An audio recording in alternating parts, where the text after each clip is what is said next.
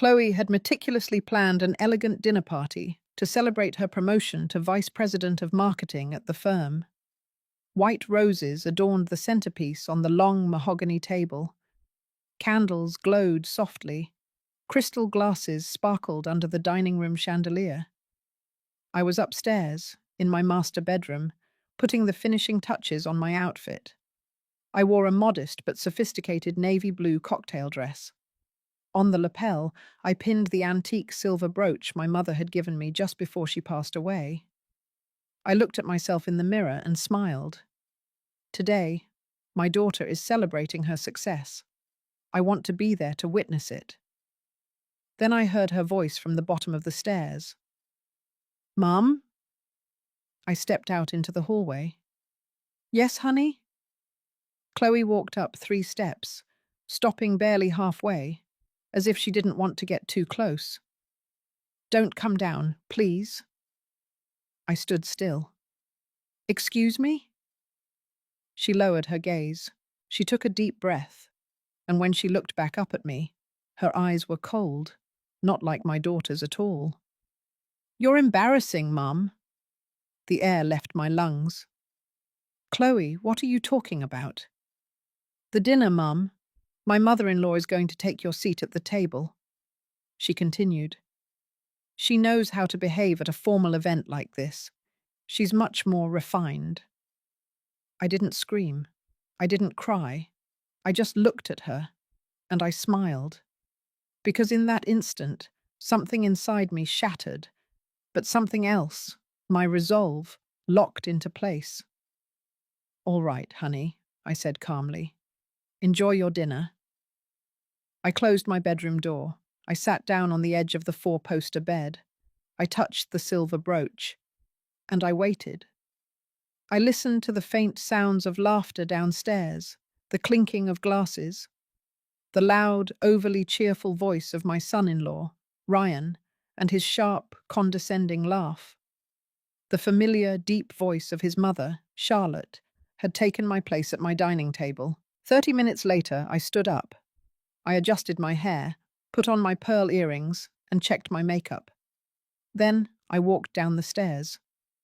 When I reached the dining room, everyone turned to look at me. Chloe went pale. Ryan's smile vanished. Charlotte frowned, but I wasn't alone. Walking beside me, in an impeccable suit and with a cordial smile, was Mr. David Sterling, the CEO of Sterling Harris Group, the multi-billion-dollar corporation where my daughter had just been promoted. David extended his hand toward Chloe. "Chloe, I'd like to formally introduce you to Mrs. Eleanor Harris," he announced. "She is the majority shareholder of the Sterling Harris Group. Your promotion was personally approved by her." The silence that followed was so profound, you could have heard the wine glasses tremble. Chloe didn't move. I simply said, "Good evening. Enjoy your meal." And I turned around and walked back upstairs. I didn't go back down that night. But everything changed that night. My name is Eleanor Harris. I'm 57 years old. And before I tell you what happened after that night, you need to understand how I got there. No mother reaches that moment by accident. I was born in Chicago, in a family that ran a small textile manufacturing business. We weren't wealthy, but we never went without. I learned the value of hard work from an early age, the smell of freshly cut fabric, the sound of machines starting up before dawn. My father's hands stained with ink as he reviewed invoices every night. My mother was a quiet, elegant woman, always wearing that silver brooch pinned to the collar of her blouse. She told me, "Eleanor, a woman who knows when to remain silent also knows when to speak." I admired her for that. I studied business administration at the University of Michigan and graduated with honors.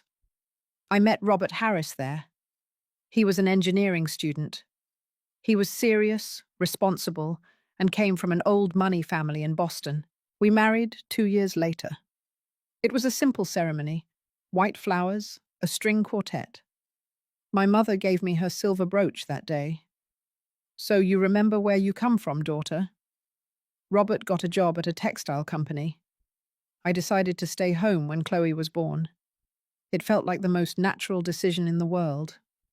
My daughter, my entire universe. Those big eyes that looked at me as if I were the only light in her life. I remember mornings in the kitchen, the aroma of hazelnut coffee. Chloe sitting in her high chair, hands covered in blueberry pancake batter. Me singing lullabies while I prepared breakfast. Robert reading the Wall Street Journal, serious as ever, but smiling every time Chloe called out, "Mommy!" Those were good years, peaceful years. We lived in a modest townhouse in a nice suburb of Chicago, nothing ostentatious. A small backyard where Chloe played with her puppy. A patio with potted hydrangeas that I watered every afternoon. The living room had inherited furniture from my mother-in-law. When Chloe turned 5, my father fell ill with lung cancer. I moved back to Chicago to care for him. Robert stayed in Boston with Chloe. My mother couldn't manage the business alone, and neither could I. One afternoon, my father took my hand. "Eleanor, the factory is yours. Don't sell it. You have vision. You have strength. Don't let anyone tell you otherwise." He died 3 weeks later. I inherited the factory. Robert strongly disagreed. "You have no experience, Eleanor," he insisted. "Sell it. Use the money for Chloe's education." But something deep inside me refused. I hired an administrator, but I reviewed the books every single week. I traveled to Chicago twice a month. I learned to read balance sheets, negotiate with suppliers, and spot a lie instantly. The factory grew. In 5 years, we doubled production. We opened 2 more locations and hired 50 new employees. We started exporting to the East Coast. Robert still disapproved. "You are neglecting your family, Eleanor." But Chloe never complained.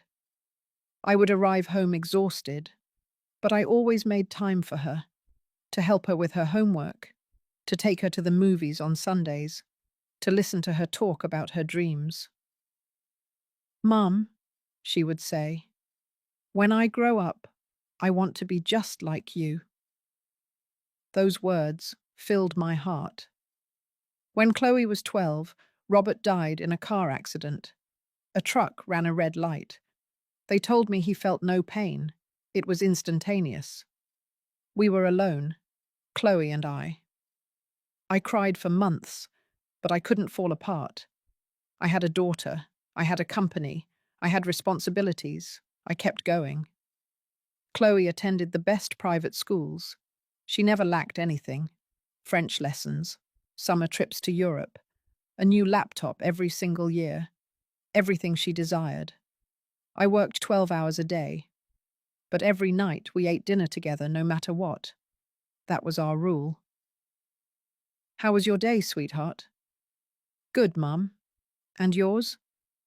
"Tiring, but seeing your face makes it better." She would smile.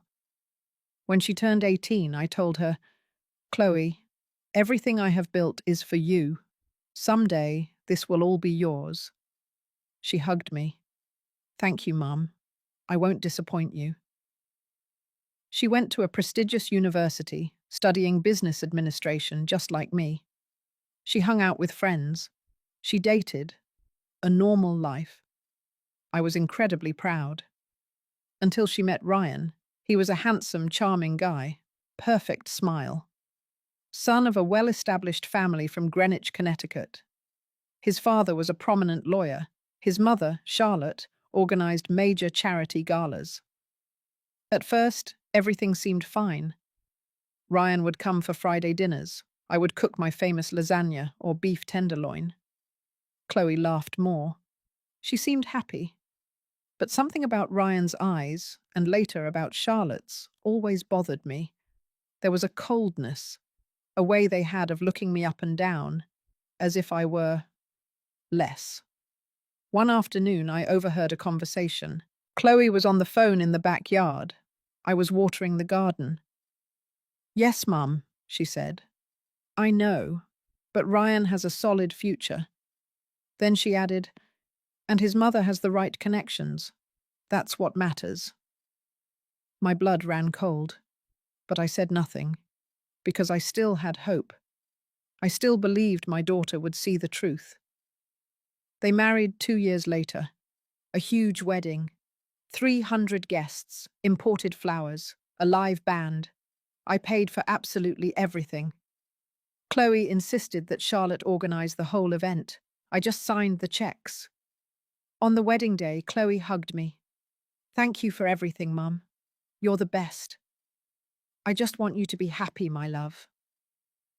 But that night, when I saw Charlotte occupying the seat of honor next to the bride and groom, and I was seated 3 tables back, something inside me started to crack. The first few months after the wedding were strange. Chloe and Ryan moved into a chic apartment in a luxury high-rise in Manhattan, huge windows and a balcony overlooking the city. I helped them with the down payment. Chloe chose the designer furniture. I only asked, "Are you sure this is what you both want?" Chloe kissed my forehead. "Yes, Mum. Ryan has excellent taste."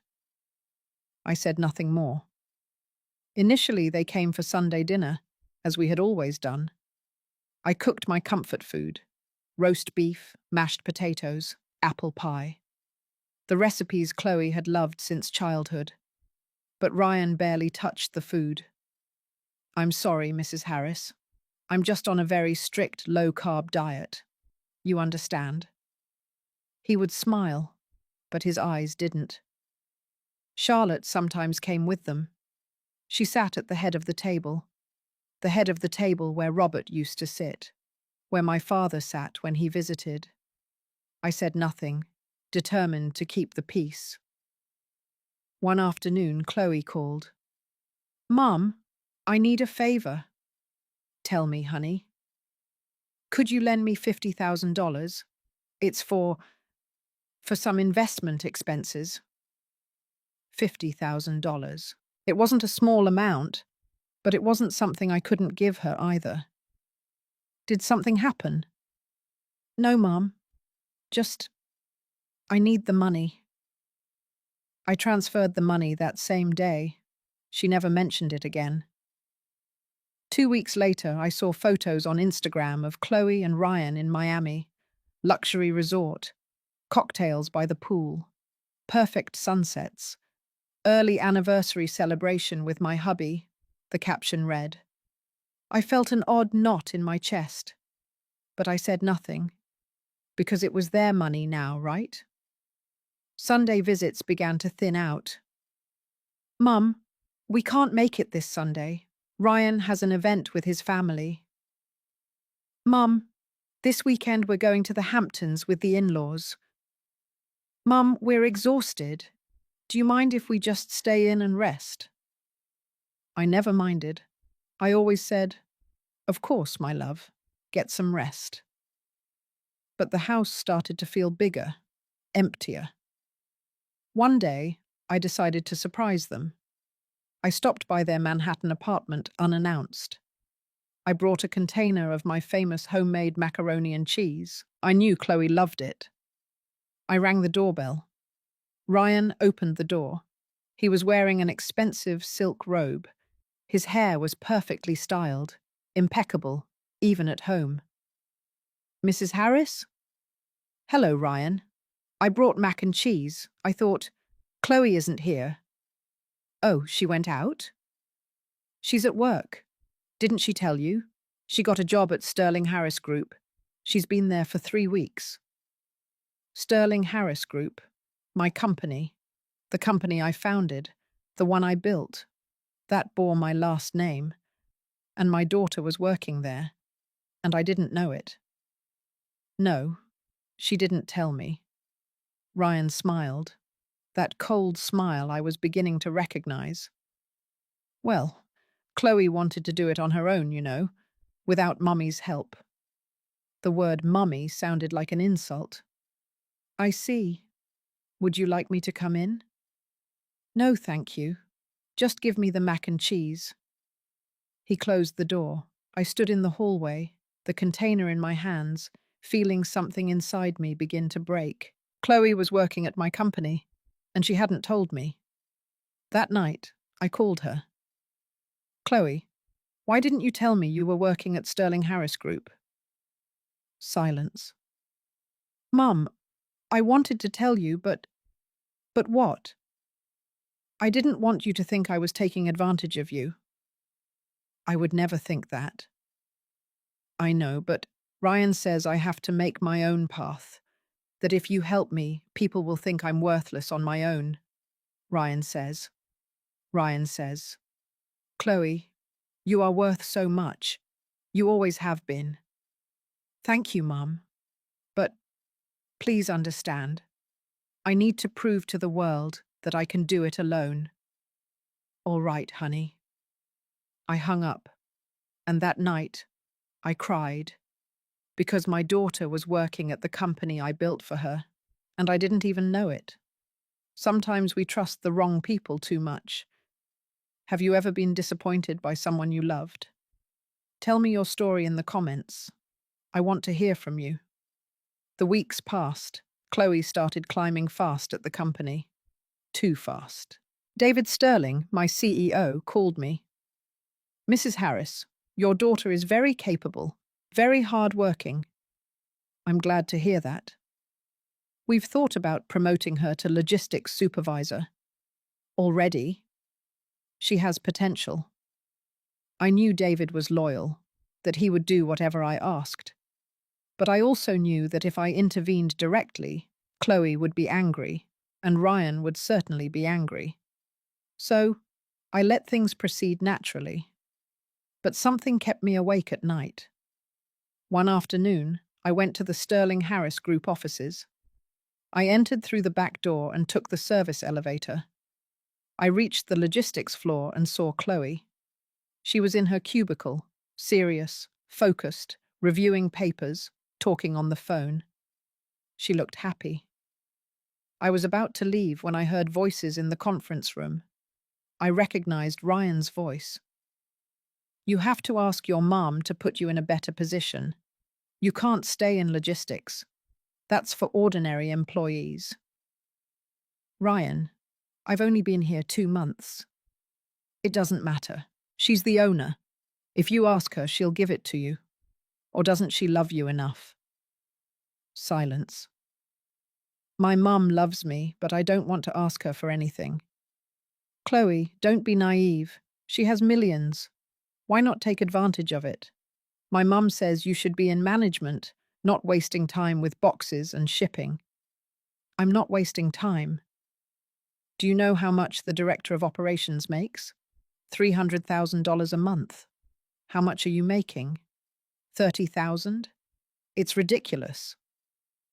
I froze. So that was it. It wasn't love. It wasn't support. It was ambition. I slipped away without making a sound. That night, I touched the silver brooch I always wore, and I remembered my mother's words.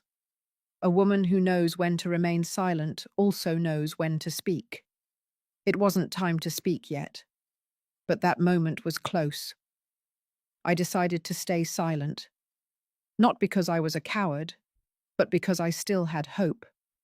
Hope that Chloe would wake up, that she would see what I already saw, that she would remember who she was before she met Ryan. But hope sometimes makes us blind. The following months were like walking on broken glass. Every step hurt.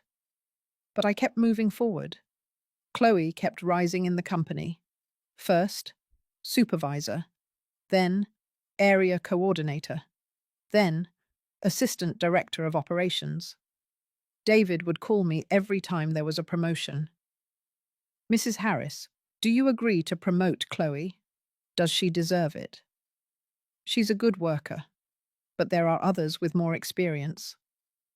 Then give the position to them. With all due respect, Ma'am, your daughter comes to my office every week. She insists she's ready for more responsibilities. I remained silent. What do you want me to do, ma'am? Give her the position, David. but make her feel like she earned it herself. Understood. That's how it went for 2 years. Chloe grew in the company. She earned more money. Every promotion came with a raise, a new luxury car, an expensive watch, dinners at fancy restaurants I would never go to. And me? I remained the mother waiting for Sunday visits. But Sundays stopped coming. One afternoon, Chloe called me. Mum, Ryan and I are thinking of buying a house. A house? Yes, in the Hollywood Hills. There's an incredible property, 4 bedrooms, yard, pool. It's perfect. I'm happy for you, honey. The problem is, we need a little help with the down payment. How much do you need? $2 million. $2 million, I gasped. Chloe, that is a lot of money. I know, Mum, but it's an investment, and you always say that property is a good investment. Besides, we'll pay you back. I promise. I don't need you to pay me back. But are you sure you can afford to maintain a house like that? Of course we can. I'm earning well. And Ryan is about to open his investment consultancy. Ryan works. Well, not officially yet, but soon. Silence. Mum, are you going to help us or not? That question, that way of asking, as if I were obligated, as if it were my duty. Of course I will, honey. I transferred the money that same week. They never mentioned it again. 6 months later, I saw the pictures on social media. The house, huge, modern, with designer furniture, abstract art on the walls, a kitchen that looked straight out of Architectural Digest. Chloe posted photos every day. My perfect home. Thank God for this blessing, living the dream. She never tagged me. She never thanked me. She never invited me to see the house. One Sunday, I dared to call. Chloe, I'd love to see your new house. Oh yeah, Mum, sure. We'll set something up one of these days. That day never came. I started seeing Chloe only at corporate events. Shareholder meetings, corporate dinners, annual results presentations. She arrived with Ryan, always impeccable, always smiling, always distant. She greeted me with a kiss on the cheek. Hi, Mum. Hello, my love, how are you? Good. Busy, you know? And she would leave. Ryan looked at me from afar, with that calculating smile I knew so well. Sometimes he would approach. Mrs. Harris, what a nice dress. Thank you, Ryan. It's from where? A boutique in downtown Chicago. Ah, how lovely. But the tone said the opposite. Charlotte also came to those events, always on Ryan's arm, always elegant, always looking at me as if I were the intruder. One night, during a New Year's Eve gala, Charlotte sat next to me. Eleanor, how nice to see you. Likewise, Charlotte. Listen, I wanted to tell you something. Chloe has grown so much at the company. It must be a source of pride for you. It is. Ryan and I always tell her to take advantage of this opportunity. Not everyone has a mother, so generous. Generous. The word hung in the air like a veiled insult. I just want the best for my daughter. Of course, all mothers want that. But sometimes you have to know when to let them go. Let them fly solo. Do you understand me? I looked her straight in the eye. I understand perfectly, Charlotte. She smiled and walked away. That night, when I got home, I sat in the living room, in the same armchair where I used to read bedtime stories to Chloe. I touched the silver brooch, and I cried. I cried because my daughter was drifting away. I cried because she no longer called to tell me about her day. I cried because she no longer came on Sundays. I cried because I was no longer her priority. And the worst part was that I was allowing it, because I was afraid.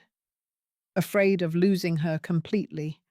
Afraid that if I said anything, she would cut me out of her life forever.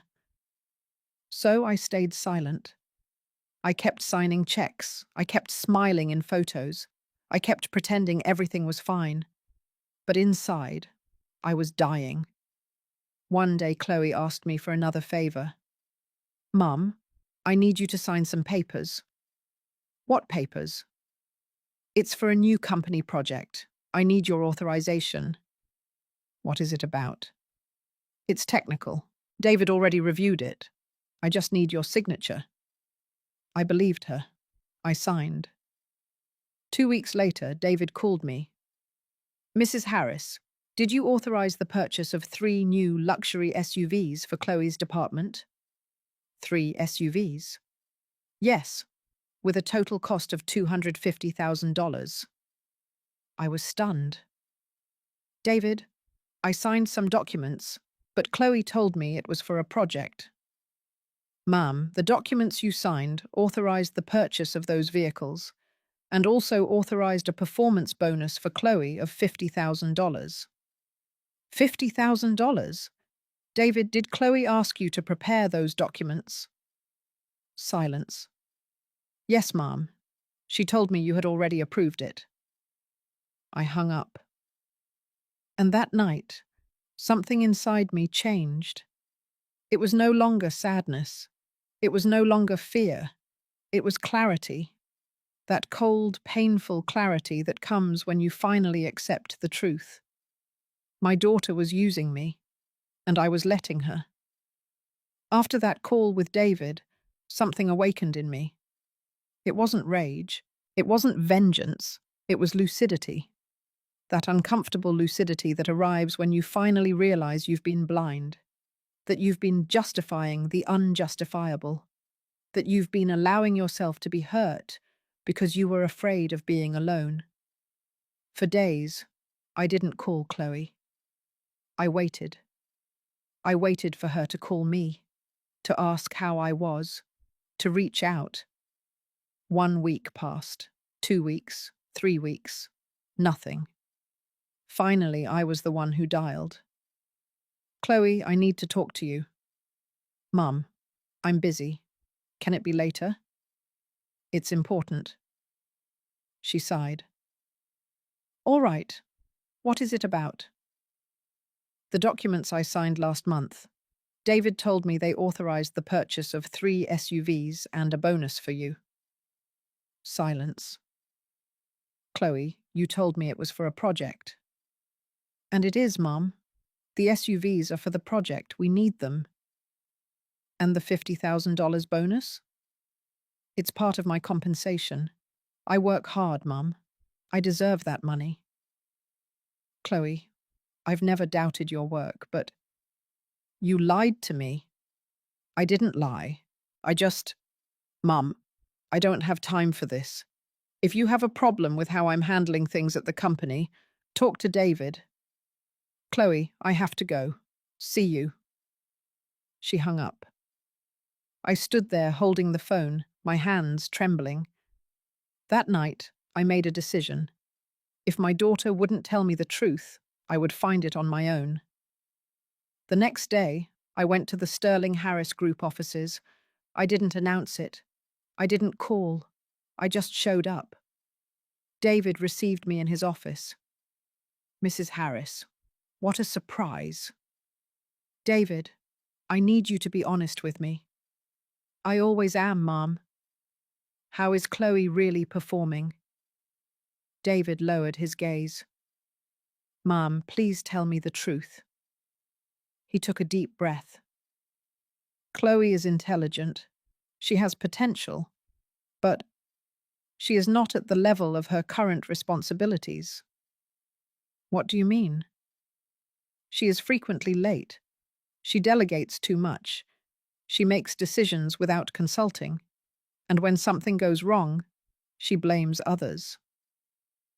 I remained silent, Several employees have complained. They say Chloe has favoritism, that she only got where she is because she is your daughter. And is that true? David looked me straight in the eye. You know the answer, Mom. Yes, I did know. Why didn't you tell me sooner? Because you asked me to treat her like any other employee. And I did. But every time I try to set limits, she tells me she's going to talk to you, that you support her. I never said that. I know, but she uses it as a shield. I stood up. Thank you, David, for your honesty. What are you going to do, Mom? I don't know yet. I left that office with a broken heart, but also with clarity. That afternoon, I did something I had never done before. I searched Ryan's and Chloe's social media profiles, not just the public photos, but also the comments, the tags, the interactions. And there I found something that chilled me to the bone. A public conversation between Chloe and one of her friends. The friend had commented on a photo of the new house. Friend, what a beautiful home. How did you guys do it? And Chloe replied, haha, thanks. You know, Ryan has his contacts. And his mum, well, she always loosens the purse strings. I read that phrase over and over. She always loosens the purse strings. As if I were a bank account. As if my love had a price. I kept looking, and I found more. Photos of trips, expensive restaurants, designer clothes, costly jewelry, all tagged, all flaunted. And in the comments, always the same story. Ryan spoiled me. My husband knows how to treat me. Blessed with this man. But never, never did she mention where the money came from. Never did she mention that I had paid for the house. Never did she mention that I had paid for the cars. Never did she mention that I had built the company where Chloe worked. It was as if I didn't exist. I couldn't sleep that night. I stayed sitting in the living room, the silver brooch clenched in my fingers, and I remembered something my mother once told me. Eleanor, when someone erases you from their story, it's because they know that without you, there is no story. The next day, I decided to do something that hurt deeply. I went to Chloe and Ryan's house, unannounced. I rang the doorbell. Ryan opened the door. He was wearing branded sweatpants, his hair in a perfect ponytail, a coffee mug in his hand. Mrs. Harris? Hello, Ryan. Is Chloe here? No, she's at work. I see. May I come in? He hesitated, but finally nodded. Of course. I walked in. The house was even bigger than I had imagined. High ceilings, marble floors, extremely expensive furniture, huge paintings on the walls, all paid for with my money. Would you like coffee? No, thank you. We sat in the living room. Ryan, I want to talk to you. About what? About Chloe. About us? About all of this. He smiled, that cold smile. I don't understand. Yes, you do. He grew serious. Mrs. Harris, if you came here to complain about something. I didn't come to complain. I came to understand. Understand what? Why Chloe doesn't reach out to me anymore? Why she doesn't come to see me? Why? It seems like I no longer matter. Ryan set his mug down on the table. Ma'am, with all due respect, Chloe is an adult. She has her own life, her own family, I know. And sometimes mothers have to let go. There was that word again, let go. Ryan, I have never tried to control her. I just want to be in her life. And you are. But you can't pretend that everything should be the same as when Chloe was a child. I don't pretend that. Then what do you pretend? That she treats me with respect, that she doesn't lie to me, that she doesn't use me. Ryan stood up. No one is using anyone, Mrs. Harris. Chloe works hard. She deserves everything she has. I never said otherwise. But you imply it. You always imply it. As if Chloe weren't capable of anything without you. That's not true, isn't it? Then stop treating her like your baby. Stop hovering over her. Stop controlling everything. I remained silent, because at that moment, I understood. No matter what I said, no matter what I did. To Ryan, I would always be the obstacle, the meddling mother, the inconvenient mother-in-law, the woman who was in the way. I stood up. Thank you for your time, Ryan. Mrs. Harris, don't worry, I understand. I left that house with tears in my eyes, but also with something else, with the certainty that I couldn't continue like this, that I could no longer beg for a place in my daughter's life, that I could no longer pay for love. That night, I called David. David, I need you to do me a favor. Tell me, Mom. I want you to organize a dinner at my house to celebrate Chloe's upcoming promotion. Promotion? Yes, we're promoting her to Director of Operations. Mom, are you sure? Completely sure. And who else will attend? Chloe, Ryan, his mother Charlotte, and you. Just the 5 of us. Just us. David hesitated. Mom, what are you planning? I smiled. Nothing bad, David. Just dinner. I hung up. And that night, as I touched the silver brooch, I knew the moment had arrived. The moment to speak. The moment to reveal the truth. The moment to let karma do its work. The week before the dinner was one of the longest of my life. Not because I was nervous, but because I had finally made a decision. And when a 57-year-old woman makes a decision after years of silence, that decision is definitive. Chloe called me 3 days before the dinner. Mum, David told me you organized a dinner to celebrate my promotion. That's right. Why didn't you tell me sooner? I wanted it to be a surprise. Oh well, thank you. You're welcome, my love. Will anyone else be there? Just the closest ones, Ryan, your mother-in-law, David. My mother-in-law? Yes, I thought it would be nice for Charlotte to be there. After all, she's part of your life now, too. Silence. All right, Mum. Are you happy about your promotion? Of course I am. I've worked hard for this. I know, honey. Well, I'll see you Friday then. See you. I hung up, and I smiled, because I knew something Chloe didn't. I knew that dinner was going to change everything. I spent the next few days preparing, not just the dinner, but myself. I went to my favorite stylist. I had my hair done. I got a manicure. I bought a new dress, a confident, elegant red, with a subtle but sure neckline. The woman in the mirror was no longer the one who had cried for months.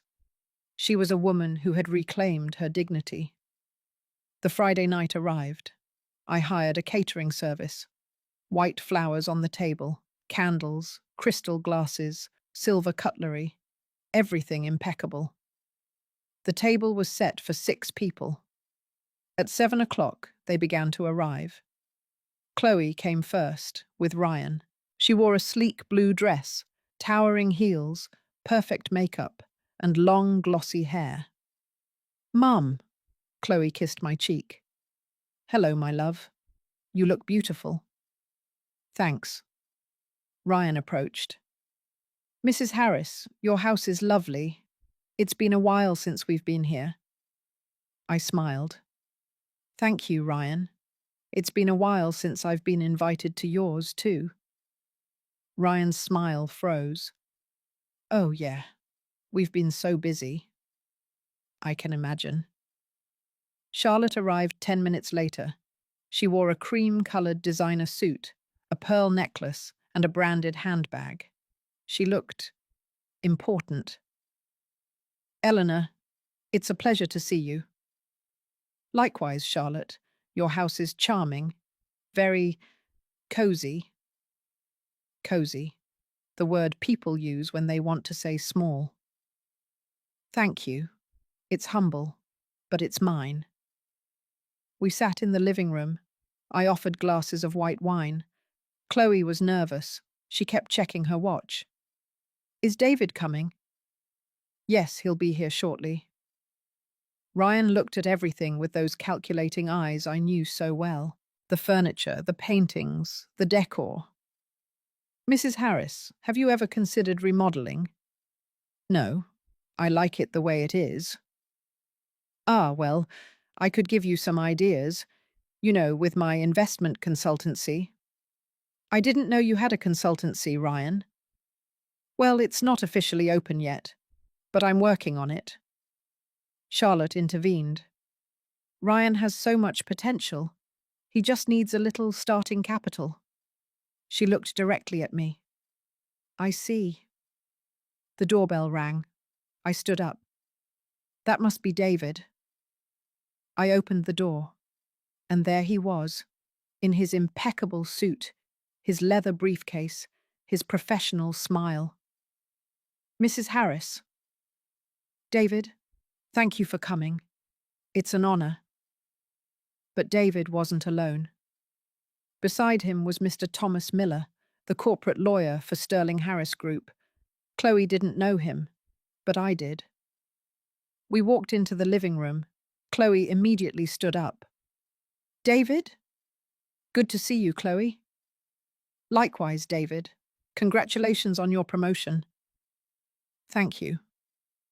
Chloe looked at Mr. Miller with confusion. And you are? Mr. Thomas Miller, corporate lawyer. Ah, nice to meet you. We sat at the dining table. I was at the head, Chloe to my right, Ryan next to her, Charlotte across from Chloe, and David and Mr. Miller at the ends. The catering service served dinner, cream of asparagus soup, arugula salad with raspberry vinaigrette, filet mignon with scalloped potatoes, fresh baked bread. Everything was perfect, but the atmosphere was tight. Chloe tried to make conversation. Mum, the food is delicious. Thank you, honey. Did you cook it? No, I hired a service. I wanted everything to be special. Ryan intervened. It's very elegant, Mrs. Harris. I didn't know you liked to host dinners like this. There are many things you don't know about me, Ryan.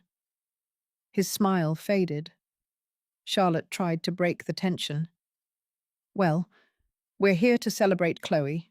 You must be very proud, Eleanor. I've always been proud of my daughter. Of course. And now, with this promotion, she'll surely have many more responsibilities. That's right. Chloe took a sip of wine. David told me the position includes a considerable raise. Yes, David replied. Director of Operations has a salary of $350,000 a month. Ryan almost choked on his wine. 350,000? That's very generous. Charlotte smiled widely. Sterling Harris Group values its employees, I said. Especially when they're family, Charlotte added. There it was, the insinuation. I placed my fork on the plate. Charlotte, what do you mean by that? She adjusted her chair. Nothing bad, Eleanor. Just that it's logical for Chloe to have certain advantages. She's your daughter. It's natural for you to support her. Advantages? Yes, you know, quick promotions, bonuses, opportunities. Chloe intervened. Mom, I've earned every promotion. I know, honey. No, you don't know, because you've never been there. You've never seen how hard I work. Ryan touched her hand. Chloe, calm down. But she was already upset. No, Ryan. I'm tired of this. I'm tired of everyone thinking I'm only where I am because my mom is the owner. I remained silent. I've worked hard, Mom. I come in early. I stay late. I solve problems. I make decisions. And still, everyone thinks you handed me everything. David cleared his throat. Chloe, with all due respect. What, David? Do you think that too? David looked at me. I signaled him with a nod. Chloe, you are a good worker. But there are things you should know. Like what? Like every one of your promotions was approved directly by your mother. Every salary increase, every bonus, every benefit. Everything went through her authorization. That's not true. Yes, it is, I said. Everyone looked at me. I stood up from my chair. I touched the silver brooch on my dress. Chloe, I need to tell you something, and I need you to listen without interrupting. Mom, please. She fell silent. I took a deep breath. 32 years ago, I inherited a small textile factory in Chicago. No one believed in me. Not your father, not my brothers, not my associates. Everyone thought I would sell it, that I would fail. I walked around the table. But I didn't. I worked 14 hours a day. I learned from scratch. I negotiated. I fought. And little by little, that small factory became the Sterling Harris Group. Chloe looked at me with wide eyes. When your father died, you were 12. We were alone. And I promised you that you would never lack anything. And I kept that promise. Mom, I know all that. No, you don't, because I've never told you what it cost. I stopped in front of her. I paid for the best schools, the best trips, the best clothes, the best life. I never asked for anything in return. Only is that you be happy.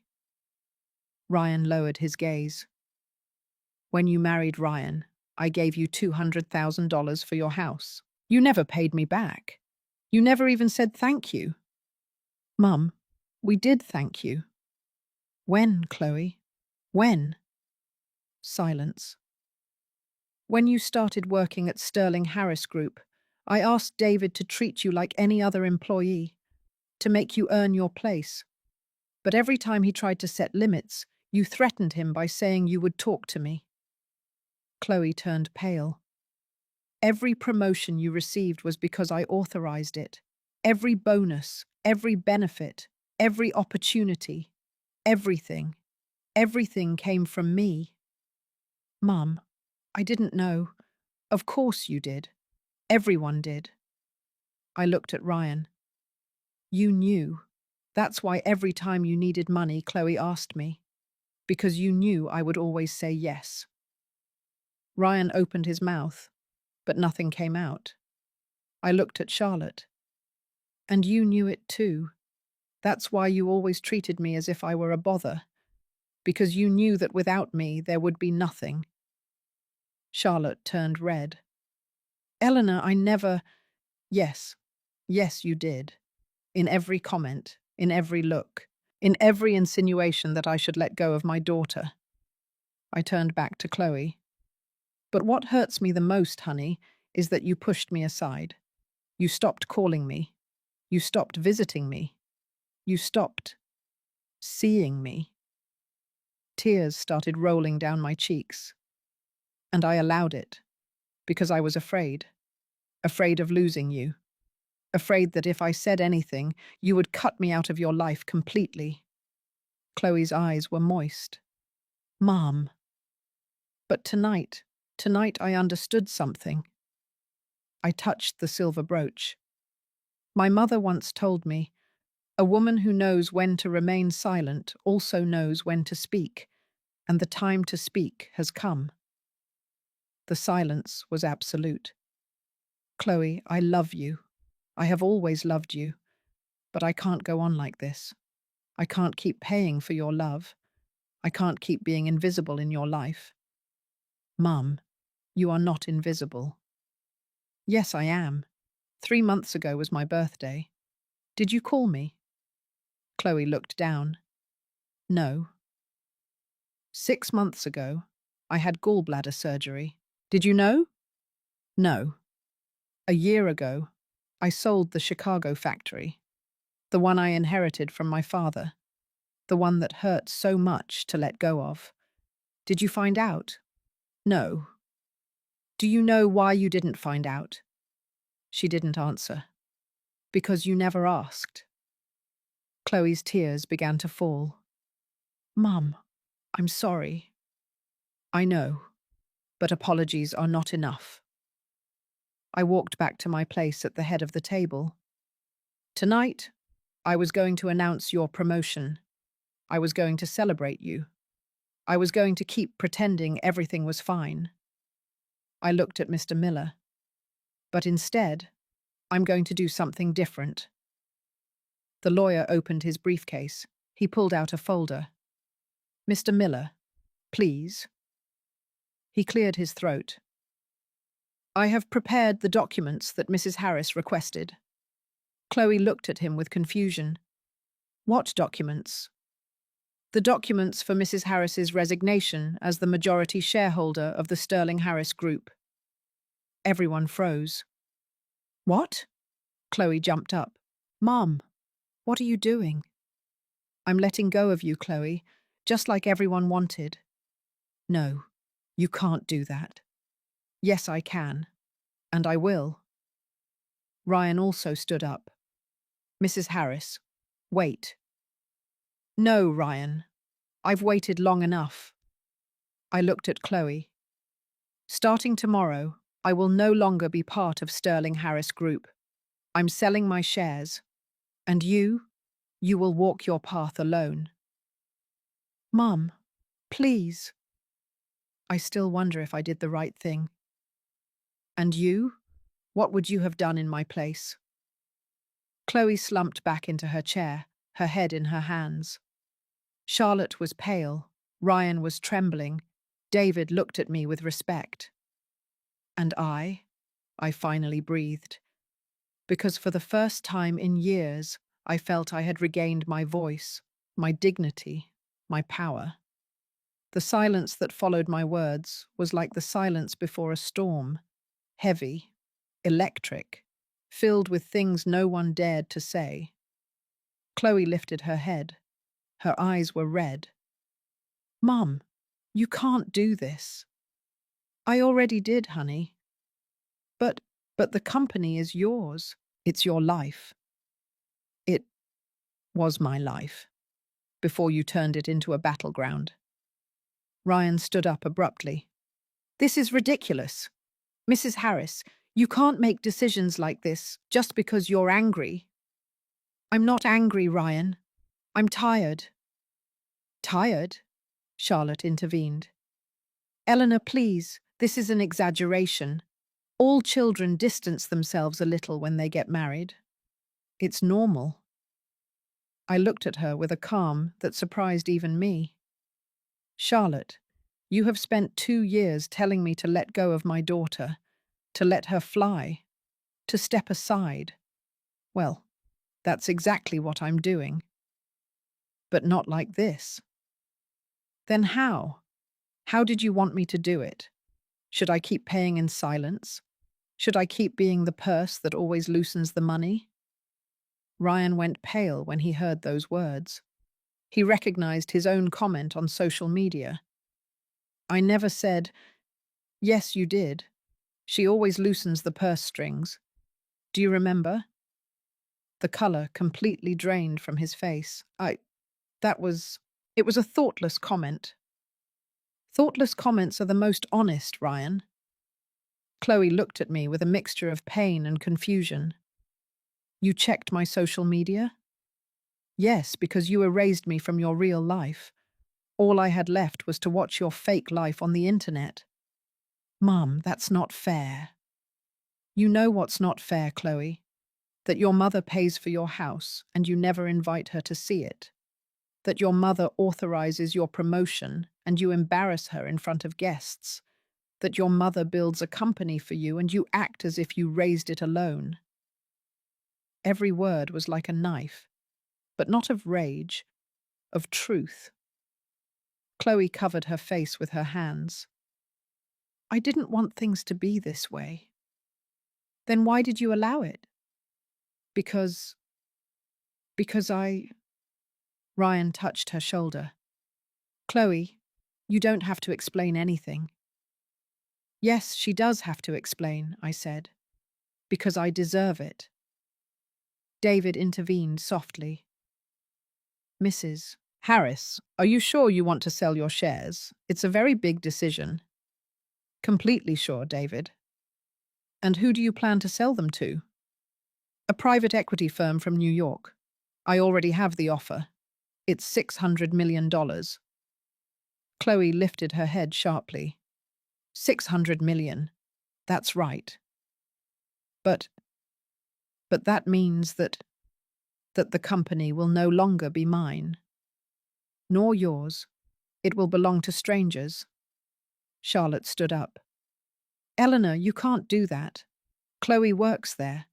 She has a future there. Chloe has a college degree. She has experience. If she really is as good as she says, she'll find a job anywhere. But it's not the same, Ryan shouted. Sterling Harris Group has your name. It's your legacy. It was my legacy. But Chloe decided I wasn't part of her life, so she won't be part of mine either. Mum, please. Chloe stood up. Don't throw everything away for a moment of anger. This isn't a moment, Chloe. These are 2 years of humiliation, 2 years of silence, 2 years of feeling invisible. I stepped closer to her. Do you know how many times I cried, hoping you would call? How many times I prepared food thinking you would come? How many times I stayed awake wondering what I did wrong? My voice broke. I gave you everything, Chloe. Everything. And you cast me aside. Tears streamed down her face. Mum, I'm sorry. I really am sorry. I know, but forgiveness is not enough. What do you want then? I want you to understand what it feels like to lose everything, just as I lost you. Mr. Miller cleared his throat. Mrs. Harris, if you sign these documents tonight, the sale will be effective in 72 hours. I picked up the pen. Chloe reached out her hand. Mum, wait. Please give me a chance. Let me show you I can change. Chloe, I don't need you to change. I need you to realize something. Realize what? That money doesn't buy love. That success doesn't replace loyalty. That a mother is not an ATM. Ryan started crying. Mrs. Harris, please. We need you. Do you need me? Or do you need my money? He didn't answer. That's the difference, Ryan. You never needed me. Only what I could give you. Charlotte approached. Eleanor, be reasonable. Think of your daughter. Think of her future. I've spent 32 years thinking about her future. Now I'm going to think about mine. I signed the first document, then the second, and the third. Every signature was a liberation. Every stroke was a farewell. Not to my daughter, but to the illusion that things would ever go back to the way they were. When I finished, I handed the documents to Mr. Miller. Done. Chloe slumped in her chair, completely defeated. And now what, Mum? What am I going to do now? What we all do when we lose something important. Learn. Learn what? to value what you have before it's gone. I took the silver brooch from my dress, the brooch my mother gave me, the brooch I had worn during every important moment of my life. I approached Chloe. Take this. What is it? It's my mother's brooch. She gave it to me on my wedding day. She told me to wear it to remember where I come from. I placed it in her hand. I want you to keep it. And every time you see it, I want you to remember this night. I want you to remember that love cannot be bought, that family cannot be abandoned, and that a mother will always be a mother, even if you choose to forget her. Chloe closed her hand around the brooch, and she wept. She wept as she hadn't wept in years. Ryan was paralyzed. Charlotte looked lost. David looked at me with a mixture of sadness and admiration. I walked toward the door. The dinner is over. Please leave. Mum? Chloe stood up. Can I go with you?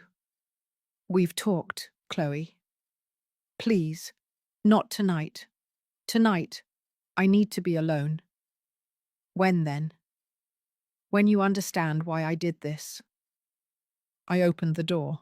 One by one, they walked out. Down they, Ryan crying, Charlotte in silence, David with a respectful goodbye. Chloe was the last to leave. She stopped at the threshold. Mum, I love you. I know, honey, but sometimes love is not enough. What do you mean? That love without respect is manipulation, and I won't allow myself to be manipulated anymore. I never wanted to manipulate you. But you did. Every time you asked me for money knowing I couldn't refuse you. Every time you used my love as an excuse for your irresponsibility. Every time you pushed me out of your life but kept me close to your wallet. She fell silent. Good night, Chloe. I closed the door, and for the first time in 2 years, I was alone, completely alone. But I didn't feel empty. I felt free. I walked to the living room. I sat on the same sofa where I used to read stories to Chloe when she was a child. I touched my neck, the place where the brooch always was. And although I no longer had it, I felt my mother's presence. I did it, Mum. I finally spoke. And in the silence of that empty house, I felt peace. I didn't sleep that night. I sat in the living room looking at the photos on the wall. Chloe at 5 with her puppy in the backyard. Chloe at 12 on her middle school graduation day. Chloe at 18, the day she started college. Chloe on her wedding day, smiling next to Ryan. Each photo was a memory. Each memory was a farewell. Because I knew that after this night, nothing would be the same. And I didn't regret it. Because sometimes losing something is the only way to recover yourself. Sometimes letting go is the greatest act of self-love. Sometimes saying no more is the bravest thing you can do. That night, as silence filled every corner of my house, I understood something my mother always knew. That a woman who respects herself is never lost, even if she loses everything else. The days after that dinner were the strangest of my life. Not because I was alone, but because for the first time in years, I felt whole. Monday morning, I received a call from David.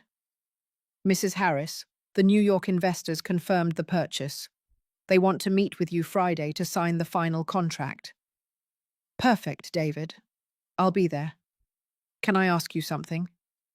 Of course. Are you sure about this? There's still time to reconsider. I looked out the window. The garden I had cared for years, the hydrangeas Robert planted, the rocking chair where I used to sit and think. More sure than ever, David. I understand. And Chloe? Has she spoken to you? No. Do you want me to tell you how she is? No. When she's ready, she'll reach out to me. Mum, she's devastated. Good. That means she's finally feeling something real. Silence. With all due respect, Mrs. Harris, I think you did the right thing. Thank you, David. I hung up, and for the first time in weeks, I smiled. The following days were a mixture of liberation and melancholy. I packed all of Chloe's photos into a box. I didn't throw them away, but I didn't leave them in sight either. I cleaned the house, I donated old clothes, I rearranged the furniture, I opened the windows. It was as if I was cleaning my life, letting go of what no longer served me. Wednesday afternoon, the doorbell rang. I opened the door. It was Ryan. His eyes were swollen, he was unshaven, his hair messy, wearing simple jeans and a hoodie. I had never seen him like that. Mrs. Harris, may I come in? I hesitated, but finally nodded. Go ahead. We walked into the living room. He sat on the edge of the sofa, nervous. Do you want water? Coffee? No, thank you. I sat across from him. Why are you here, Ryan? He looked down. I came to apologize. Apologize for what? For everything. For how I treated you. For the things I said. For pushing Chloe away from you. Does Chloe know you're here? No. She is very upset, Mrs. Harris. She hasn't slept. She barely eats. She just sits there staring at the brooch you gave her. I felt something in my chest, but I didn't give in. And you? How are you? Scared. Of what? Of losing everything. There it was, the truth. Losing everything, or losing the money. He looked up, tears in his eyes. I know you think I only cared about the money, and maybe at first it was like that, but I do care about Chloe. Do you care about her, or do you care about the life she gives you? I don't know. At least he was honest. Ryan, do you know why I did what I did? Because you were angry. No, because I was tired. Tired of being invisible. Tired of being used. Tired of my love being conditional. I never wanted you to feel that way. But you made me feel that way. You and your mother. Ryan started to cry. My mum. My mum always told me to marry someone who could give me a good life. That love isn't enough. That I needed security. And Chloe gave you that. Yes, but now I don't know if what I feel for her is love or habit. I remained silent, because that was a question only he could answer. Mrs. Harris, do you think Chloe loves me? I think Chloe loves the idea of you, the perfect husband, the perfect family, the perfect life, but I don't know if she really knows you. And do you think I know her? What do you think? He fell silent, and in that silence was the answer. Why did you really come, Ryan? Because I'm afraid everything will collapse. It already collapsed.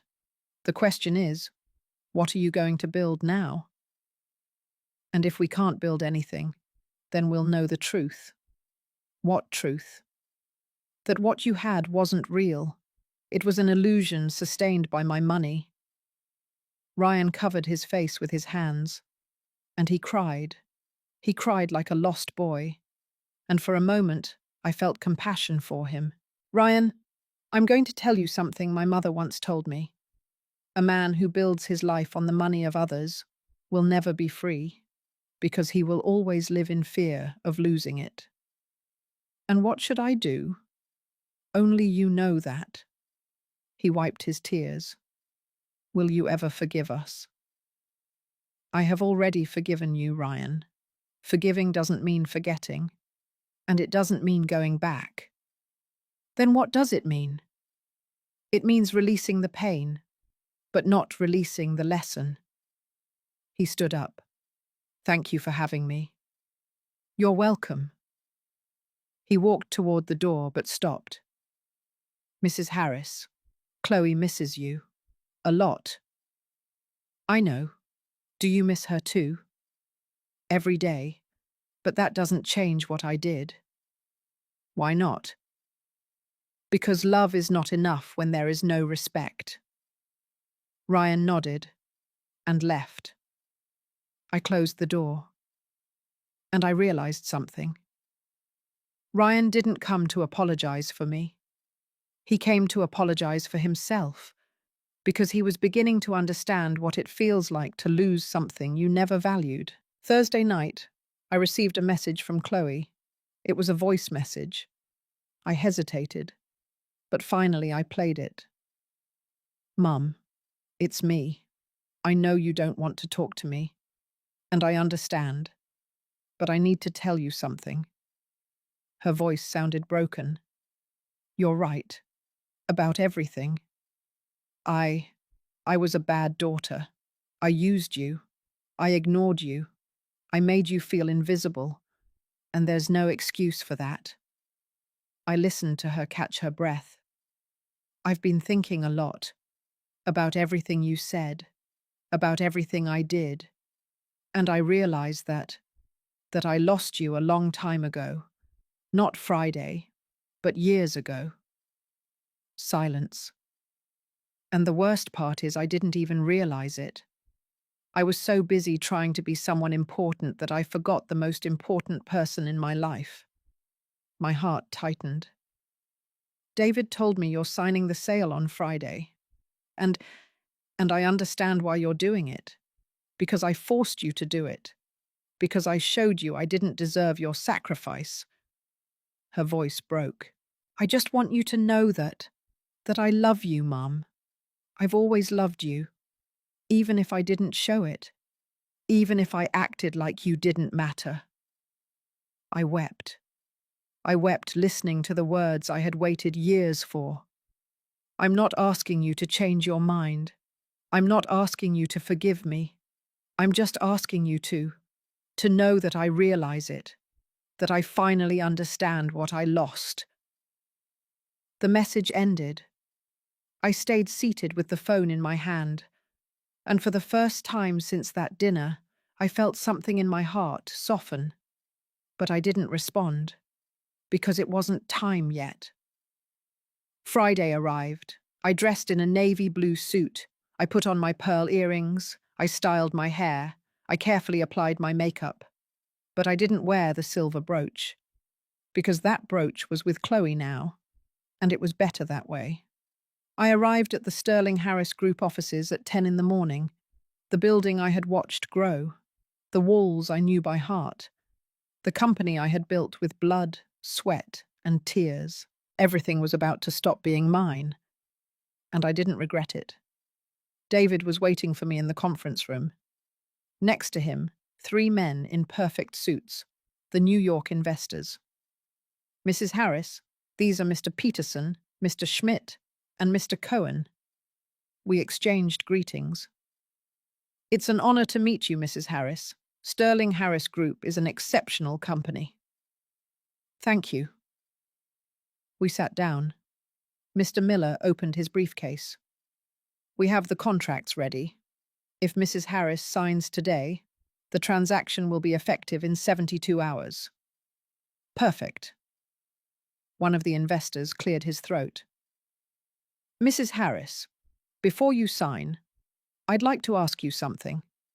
Why are you selling? Sterling Harris Group is at its best. The projections are excellent. It makes no sense to sell now. I looked out the window, toward the city that had been my home for so many years. I'm selling because I learned something important. What? That sometimes the most valuable thing you have isn't what you build, but knowing when to let it go. He nodded, respectfully. I understand. I picked up the pen, and I signed. Once, twice, 3 times. Every signature was a farewell, but also a new beginning. When I finished, the investors shook my hand. "It has been a pleasure doing business with you, Mrs. Harris." "Likewise." David walked me to the door. "Mum, what's going to happen now?" "Live, David. I'm finally going to live." "And Chloe?" "Chloe will have to learn to live too, without me." "Does she know the sale was signed today?" "I didn't tell her. It's going to hurt." "I know. But sometimes pain is the only way to wake up." David smiled sadly. "It has been an honor to work with you all these years." "The honor was mine, David." We hugged, and I walked out of that building for the last time, head held high, heart light, with the certainty that I had done the right thing. That night at my house, I made myself a cup of chamomile tea. I sat in the backyard, under the stars, and for the first time in years, I felt at peace. Because I had learned something that changed my life. That true love is not sacrificing yourself until you disappear. It's loving yourself enough to set boundaries. It's respecting your own dignity. It's knowing that you can lose everything, except yourself. And that night, as the wind rustled the hydrangea leaves, I felt my mother was with me, smiling, proud, because finally I had learned to let go. 3 months after signing the sale, my life was completely different. Not materially, but essentially.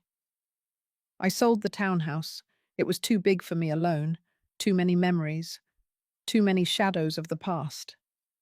I bought a small condo in Santa Monica, with large windows that let in the light, a balcony with flower pots full of succulents, a kitchen where I only cooked for myself. It was perfect. I started doing things I had postponed for years. I took painting classes. I discovered I loved oil painting, the vibrant colors, the freedom to create something just for the pleasure of creating it. I joined a book club, women my age with stories similar to mine, divorces, distant children, rebuilt lives. We met on Tuesdays, we drank coffee, we talked about books and about life. For the first time in years, I had friends. One of them, Brenda, told me one afternoon, "Eleanor, you look different." "Different how?" "Lighter, as if a weight has been lifted off your shoulders." I smiled. That's exactly how I feel. During those 3 months, I didn't look for Chloe, and she didn't look for me. At first, it hurt. Every day I expected a message, a call, something. But little by little, the pain transformed into acceptance, and acceptance into peace. David called me occasionally, just to see how I was. "Mrs. Harris, how are you doing?" "Well, David, very well. I'm happy to hear that. And how is the company?" "The new owners are making changes, some good, some not so much."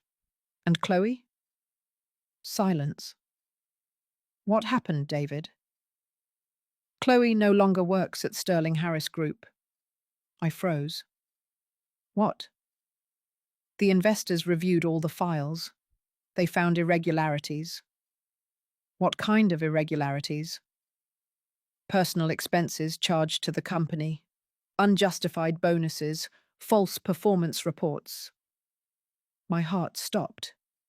Chloe did that. Not directly, but she authorized many of those expenses, and when the investors asked her for explanations, she couldn't justify them. Did they fire her? They requested her resignation. If she didn't resign, they were going to sue her. I closed my eyes. When did this happen? 2 weeks ago. Why didn't you tell me sooner? Because I thought you didn't want to know. I will always want to know, David. She is my daughter. I know, Mom. Sorry. Do you know how she is? Not very well. Ryan left her. What? A week ago. He moved out of the house. He filed for divorce. I felt like I had been punched in the stomach. Why? From what I heard, because Chloe no longer has money. The house is about to be foreclosed on. The cars were repossessed. And well, Ryan didn't want to stick around for the hard part. I remained silent, because although part of me felt pain for my daughter, another part understood that this was necessary, that this was the lesson Chloe needed to learn. Thank you for telling me, David. Are you going to look for her? No, not yet. Why not? Because if I look for her now, she'll think I'm there to rescue her. And that wouldn't help her. She needs to hit rock bottom. She needs to understand the consequences of her decisions. You are very wise, Mrs. Harris. I'm not wise. I'm just a mother who learned to love differently. I hung up. And that night, I cried. I cried for my daughter, for the pain she was experiencing, for the lessons she was learning, but I didn't look for her, because I knew she had to walk alone. 2 weeks later, I ran into Charlotte. It was at a coffee shop in Beverly Hills. I was having a cappuccino, reading a book, and she walked in. We looked at each other, and for a moment, I thought she was going to ignore me, but she didn't. She approached my table. Eleanor. Charlotte. May I sit down? If you like. She sat down. She ordered a tea. We were silent for several minutes. Finally, she spoke. I suppose you already know about Chloe and Ryan? Yes. Ryan is living with me. He's very upset. I can imagine. He says he made a mistake, that he never should have left Chloe. And what do you think? Charlotte looked down. I think I also made a mistake. Which one? The mistake of teaching my son that money is more important than love. I remained silent. For years, I told him to marry someone who could give him security, that love doesn't pay the bills, that he needed to think with his head, not his heart. And now I see that I have a son who doesn't know how to love, who only knows how to calculate, who only knows how to use. Her eyes filled with tears. And the worst part is I made him that way. Charlotte. No, Eleanor. Let me speak. I owe you an apology. You don't owe me anything. Yes, I do. I treated you badly. I judged you. I made you feel less because deep down I was envious. Envious of what? Of your strength, of your independence, that you raised a company by yourself, that you didn't need anyone to be someone. She wiped her tears. I got married young. I had Ryan young. And my husband supported me my whole life. I never worked. I never had my own money. I never had my own identity. Charlotte, being a mother and a wife is also work. I know, but it's not the same. When my husband died, I was left with a pension, with a house, but without purpose, without self-worth. Is that why you wanted Ryan to marry someone with money? Yes, because I didn't want him to depend on someone the way I depended. But I was wrong, because now he's worse. He doesn't depend on anyone, because he doesn't know how to love anyone. He can still learn. Do you think so? We can all learn, if we want to. Charlotte looked at me with sad eyes. Eleanor, will you ever be able to forgive me? I have already forgiven you, Charlotte. Really? Really? Holding a grudge only hurts me, not you. You are an admirable woman. No, I'm just a woman who learned to let go. We sat in silence, drinking our drinks. And for the first time, I felt compassion for Charlotte, because I understood that she, too, was a victim of a society that taught her that her value was in the man beside her, not in herself. A month later, I received a letter. It was from Chloe, handwritten on a crumpled sheet of paper, with shaky handwriting. I opened it, my heart racing. Mum, I don't know if you'll read this letter. I don't know if I still matter to you, but I need to write it. 4 months have passed since that dinner. 4 months that have been the hardest of my life. I lost my job. I lost my house. I lost Ryan. I lost everything I thought defined me. And in the middle of all that loss, I finally found you. Not physically, but in my memory. I remembered when I was a child and you read me bedtime stories. I remembered when I was 12 and Dad died, and you told me, "We're going to be okay. We're always going to be okay." I remembered when I graduated from college, and you cried with pride. I remembered all the times you were there, asking for nothing in return. And I realized something that tore my soul apart, that I forgot you. I forgot you when I got married. I forgot you when I started making money. I forgot you when Ryan convinced me you were a nuisance.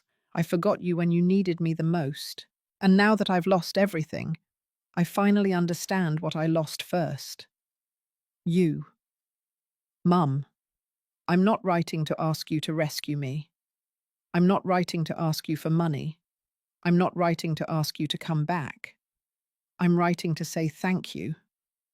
Thank you for loving me even when I didn't love you back. Thank you for giving me everything even when I didn't deserve it. Thank you for letting me go when I needed to fall. Because you were right, Mum. Sometimes the only way to learn is by losing. And I needed to lose everything to understand what really matters. I live in a small apartment now. I work at a community tech repair shop. I earn little. I live simply. But for the first time in years, I feel free. Free from appearances, free from expectations, free from lies. Every day I look at the brooch you gave me, and every day I remember your words. Love without respect is manipulation. You were right. I manipulated you. I used you. I hurt you. And there's no excuse for that. I just want you to know that I realize it, that I understand it, and that I will spend the rest of my life trying to be the person you deserved as a daughter, even if I'm no longer by your side. I love you, Mum. I have always loved you. Chloe. I finished reading the letter with tears rolling down my cheeks, and for the first time in months, I felt my daughter had woken up. Not the Chloe who had everything and valued nothing, but the Chloe who lost everything and finally understood. That night, I wrote back, also handwritten, on paper, with the same solemnity. Chloe, I read your letter several times, and I want you to know something. I never stopped loving you, not even when you hurt me the most, because that's what a mother does. She loves even when it hurts. But a mother's love doesn't mean allowing herself to be hurt, and that's what I had to learn. That loving is not enduring, it's setting boundaries.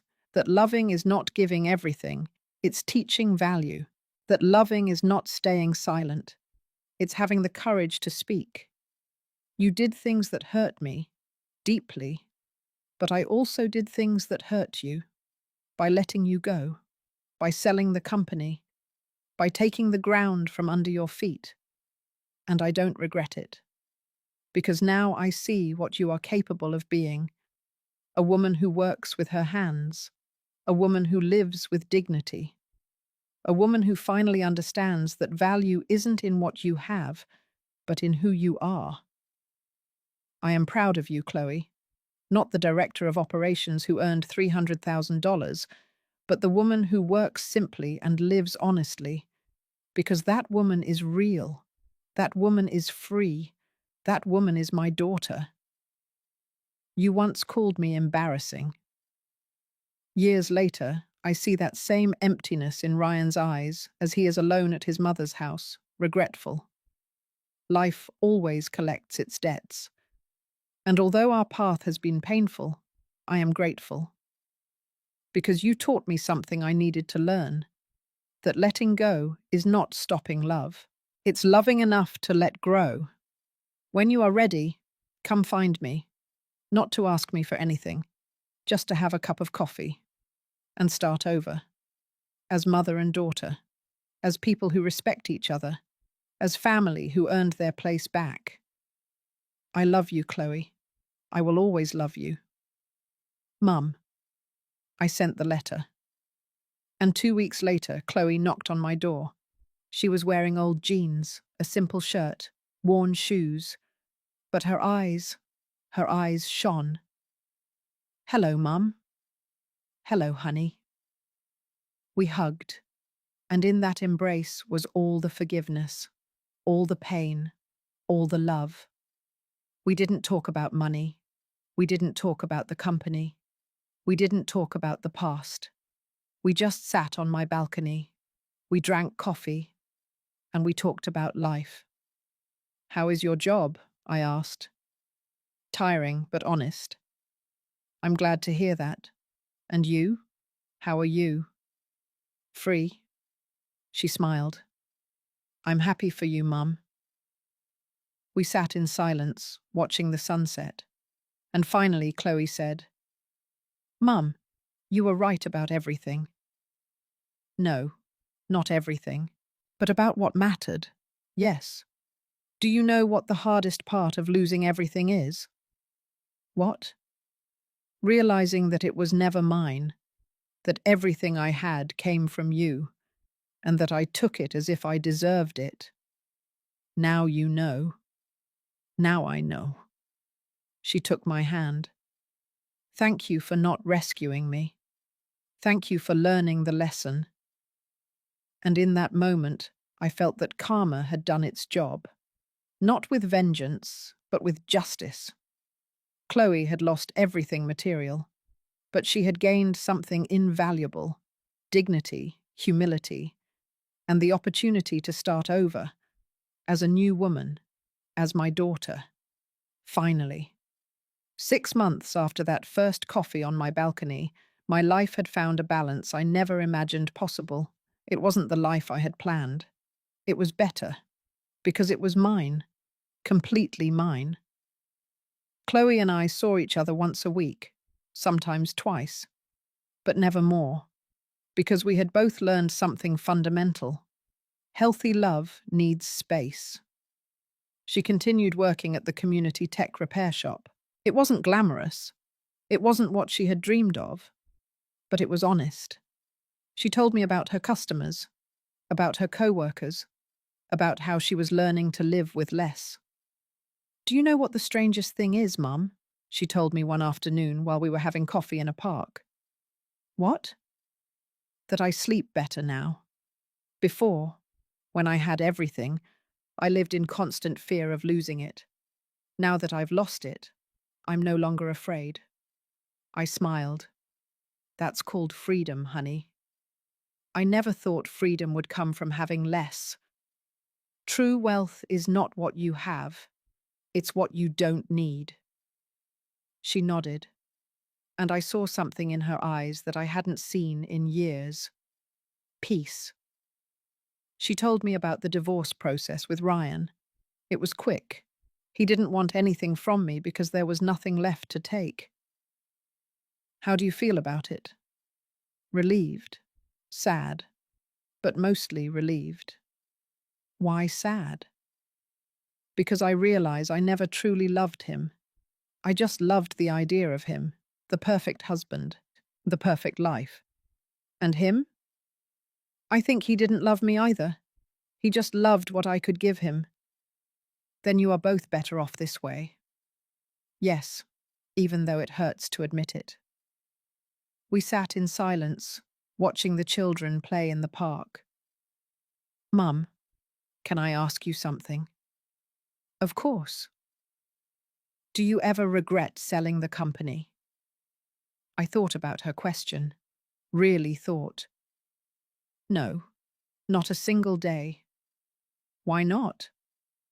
Because the company was just brick and mortar and paper. You are my flesh and blood, and I preferred to lose the company temporarily than to lose you forever. Her eyes filled with tears. You didn't lose me, Mum. You found me. No, honey, you found yourself. And in that moment, I knew it had been worth it. Every tear, every sleepless night, every difficult decision, everything had been worth it. Because my daughter had returned. Not the daughter I had lost, but a better one who had learned. During those months, I also heard news about Ryan, through Brenda, my friend from the book club. Eleanor, remember your son-in-law? Yes. What about him? I saw him the other day at a coffee shop. He was with his mother. And? They looked different. Ryan had lost weight. No designer clothes. Simple outfit. Nothing like the man who flaunted on social media. Did you talk to them? No, but I overheard them talking. Ryan was crying. He was telling his mother that he had made the worst mistake of his life. By leaving Chloe? Yes. He said Chloe was the only person who had ever truly loved him, and that he had scorned her. I stayed silent. Do you want me to tell you something else? Tell me. His mother replied to him. Son, I taught you everything I knew, but I never taught you how to love, and that's what I regret the most. I felt something in my chest. It wasn't satisfaction. It wasn't revenge. It was compassion. Because I understood that Ryan was also a victim of an upbringing that taught him that a man's value was in what he could acquire, not in who he could be. Do you think he'll be okay? Brenda asked me. I hope so. Everyone deserves a second chance, even him. You are very generous, Eleanor. I'm not generous. I just learned that holding a grudge is like drinking poison and waiting for the other person to die. Brenda smiled. That's why I admire you. Don't admire me. Learn from my mistakes. Which mistakes? Staying silent for so long, allowing myself to be disrespected, believing that love was enough without dignity. But you solved it in the end. Yes, but it cost me years, and I almost lost my daughter. But you didn't lose her. No, I didn't lose her. And that was the truth that filled my heart every day. One Saturday afternoon, Chloe came to my condo with something in her hands.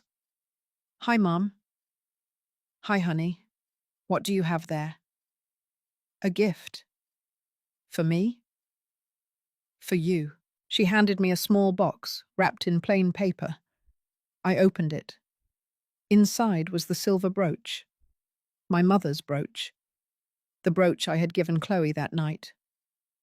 Chloe, I want you to keep it. But I gave it to you. I knew. And it was the most valuable gift I've ever received. Because every time I saw it, I remembered who I am and where I come from. Tears started rolling down my cheeks. But now I don't need it to remember, because I carry it here. She touched her chest. And I want you to have it back, because it's yours. It was always yours. I took the brooch with trembling hands. Honey. Mum, I also want to tell you something else. I'm saving. Not much, but something. And when I have enough, I'm going to pay you back the money I borrowed. Chloe, I do need to. I need to show you that I'm not the same person who used you. I need to show you that I learned. You already showed me. No, not yet. But I will, even if it takes years. I hugged her, and in that embrace, I felt that the whole cycle had closed. The pain, the learning, the redemption, everything. I am proud of you, Chloe. Thank you for not giving up on me, Mum. I would never give up on you. You are my daughter. We stayed embraced for a long time, and when we separated, I saw the woman she had become. Not the successful woman who made millions, but the dignified woman who worked for her dreams. And it was beautiful. That night, after Chloe left, I pinned the silver brooch back on. I looked at myself in the mirror and saw a different woman, a woman who had been through the fire, who had lost everything, who had cried until she ran out of tears, but who had emerged stronger, wiser, freer. I touched the brooch and heard my mother's voice. A woman who knows when to remain silent also knows when to speak. I smiled. I did it, Mum. I finally spoke, and in the silence of my condo, I felt her presence, proud, satisfied, at peace. The following months brought a calm I hadn't experienced in years. I continued taking painting classes. I exhibited some of my artwork at a small gallery in Santa Monica. I didn't sell much, but it didn't matter, because I wasn't doing it for money. I was doing it for me. I continued going to the book club. The women became my family. We supported each other. We listened to each other. We understood each other, because we had all lived similar stories of sacrifice, of pain, of rebirth. One afternoon, while painting on my balcony, I received a call.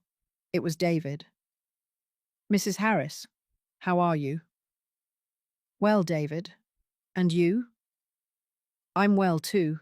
I'm calling to tell you something." "What happened?" "I resigned from Sterling Harris Group." "What? Why?" "Because the new owners don't have the values you had. Everything is just numbers to them. They don't care about people." "I'm sorry, David." "Don't be sorry. It was the best decision. I opened my own consulting firm, and guess who my first client was?"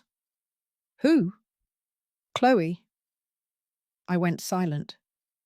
"Chloe?" "Yes. She has a business idea. Small, modest, but solid. She asked me to help her put together the business plan." "What is it about?" "She wants to open a tech repair shop, but with a social mission, repairing old devices to donate to low-income schools." I felt my heart swell with pride. "David, that is beautiful." "It is. And the best part is that she's doing everything on her own, with her savings, with her own work." "Does she need help?" "She made me promise not to tell you anything. She says she wants to do it alone." I smiled. "Then respect her wish." "I will. I just wanted you to know that your daughter is a good woman, Mrs. Harris. She is finally the woman you always believed she could be." "Thank you for telling me, David." "Thank you, Mom, for teaching us all what it means to have dignity." I hung up, and I cried. But this time, they weren't tears of pain. They were tears of joy. Because my daughter was building something, not with my money, not with my name, but with her hands, with her effort, with her heart. And that was worth more than any corporation. 6 months later, Chloe opened her shop. She invited me, but not as a guest of honor, just as another person. "Mom, I don't want you to feel obligated to come." "Are you kidding? I wouldn't miss it for anything." "It's small. Nothing compared to—" "Chloe, stop. It's yours. And that makes it great." On opening day, I arrived early. The shop was in a working-class neighborhood. It wasn't luxurious, but it was clean, organized, with a hand-painted sign that read, "Renewed Electronics, Second Chances for Everything." I smiled when I read the name, because it was perfect. Chloe was inside, wearing an apron, preparing everything. When she saw me, her eyes lit up. "Mum, you came?" "Of course I came." She showed me the shop, the workbenches, the tools, the devices she had already repaired. "This tablet is going to a school in South Central. This computer to a community centre. This radio to a senior living home. Honey, this is beautiful. It's small, but it's honest. It's everything." We stood looking at the shop in silence. "Mum, can I tell you something?" "Always." "I'm happier now than when I had everything." "I know." "How do you know?" "Because I see it in your eyes." "And you? Are you happy?" "Happier than ever." "Do you miss the company?" "Sometimes, but I wouldn't trade it for what I have now."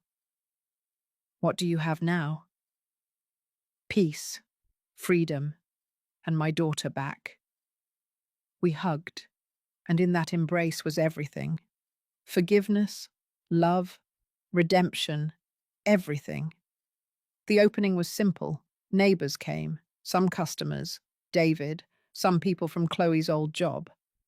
But Ryan didn't come, nor Charlotte, and that was fine. Because this new life had no space for people who only wanted to take, only for people who'd wanted to give. At the end of the day, when everyone had left, Chloe and I sat at the shop entrance, watching the sunset. "Mum, do you know what day it is today?" "No, a year ago. A year ago was the dinner where everything changed." "You're right. That day I thought I had lost everything. But now I see that day. I gained everything." "What did you gain?" "I gained myself. And I gained you. For real this time." I took her hand. "Honey, I was always there. You were just too blind to see me." "I know. And I'm sorry." "Don't apologize anymore. Just keep going." "Do you know what I'm most grateful for?" "What?" "That you had the courage to let me go.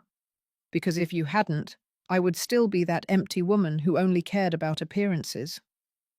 "You didn't have to thank me. I had to do it. For you. And for me." "Did you ever doubt it?" "Every day. But I knew it was the right thing to do. And what if it hadn't worked? What if I had remained the same? Then I would have learned to live without you, but with my dignity intact." She nodded. "You are the strongest woman I know." "I'm not strong. I just learnt to love myself." "That is being strong." We sat in silence, watching the sun disappear behind the buildings. And in that silence, I understood something fundamental. That life isn't about not falling. It's about getting back up. That love isn't about giving everything. It's about giving value to yourself. That family isn't about blood. It's about respect. And that sometimes losing is the only way to win. That night, when I returned to my condo, I sat on my balcony, with a cup of tea, with the silver brooch on my dress. And I thought about everything I had lived through. The pain, the betrayal, the loss, but also the healing, the forgiveness, the rebirth. And I understood that everything had been necessary. Every tear, every difficult decision, every sleepless night. Everything had brought me here, to this moment, to this peace, to this version of myself that had finally found herself. I picked up my phone, and I wrote something I needed to write. Not for Chloe, not for anyone else. For myself. "Dear Eleanor, today I want to tell you something I should have told you years ago. I am proud of you. Proud of how you stood up when everyone gave up on you. Proud of how you loved even when you were hurt. Proud of how you had the courage to let go when it was necessary. For years, you derived your value from what you gave to others. But today you know that your value is in who you are, not in what you have, not in what you give, not in what you sacrifice, but in your dignity, in your strength, in your ability to love without losing yourself. Thank you for not giving up. Thank you for learning to let go. Thank you for teaching me that self-love is not selfishness, it is survival. With love, yourself. I saved the note, and I smiled, because I was finally complete. If my story helps a single woman open her eyes, it will have been worth it. If my story teaches someone that love without respect is not love, it will have been worth it. If my story shows a mother that letting go is not stopping love, it will have been worth it. Because pain is not eternal, but the lessons are. And my lesson was this: that a woman who respects herself cannot be destroyed. She can be hurt, she can be betrayed, she can lose everything, but she cannot be destroyed, because her value is not outside, it is inside. And no one can take that away from her. My name is Eleanor Harris. I'm 58 years old. And this is my story. The story of a woman who lost everything to find herself. The story of a mother who let go of her daughter so both could be free. The story of a woman who chose her dignity above everything else. And if someone asked me today, was it worth it? I would say yes. 1,000 times. Yes. Because now I sleep in peace. Because now I live in freedom. Because now, finally, I am me. Thank you for listening until the end. If this story touched your heart, subscribe and activate the notification bell to hear more stories of women who transformed their pain into wisdom. Every day, one woman, one life lesson. Share this story with someone you love. Sometimes a story like this can change an entire day. May God bless you, and until next time. The deepest wound often comes from those you love the most, but the moment you choose your self-worth over their need for control, you are truly free. True financial power is not measured by the millions in your bank account or the size of the company you own, but by the confidence to walk away from anything that costs you your peace, even if that means demolishing the entire foundation you built for them. A mother's love is boundless, but it must never be unconditional to the point of self-erasure. Setting boundaries is the most profound and necessary act of love, for both yourself and your children. By refusing to be an ATM and forcing them to earn their own way, you give them the invaluable gift of dignity and self-reliance, transforming a painful loss into a shared path toward authentic life.